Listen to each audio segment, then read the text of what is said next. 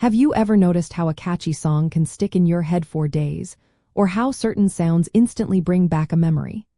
That powerful connection between sound and memory is something auditory learners can harness for their studies. For these learners, music and other auditory cues are not just distractions, but powerful tools that can transform how they process and retain information. Auditory learners fundamentally use music to study by integrating sound into their learning process, often employing rhythms, melodies, and even background noise to help with memorization and concentration. This means they might turn notes into songs, listen to instrumental music for focus, or use verbal repetition and rhymes to cement concepts in their minds.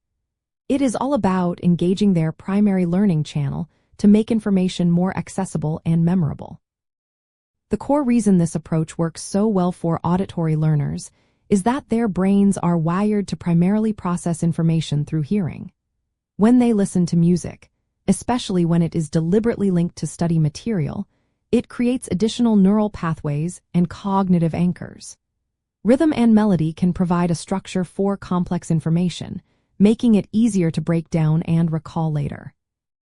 The emotional component of music can also enhance memory formation, as information associated with a strong emotion is often better remembered, leading to deeper comprehension and retention of challenging topics.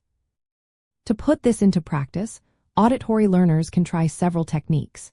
You might convert important definitions or historical dates into simple jingles or rhymes, which makes remembering them feel more like recalling a song. Another effective strategy is to listen to instrumental music, such as classical or ambient tracks, which can create a consistent and calming soundscape that minimizes external distractions and enhances focus during reading or problem-solving sessions. Matching the music to the task is key, perhaps using more upbeat tempos for active recall and slower, sustained tones for deep concentration.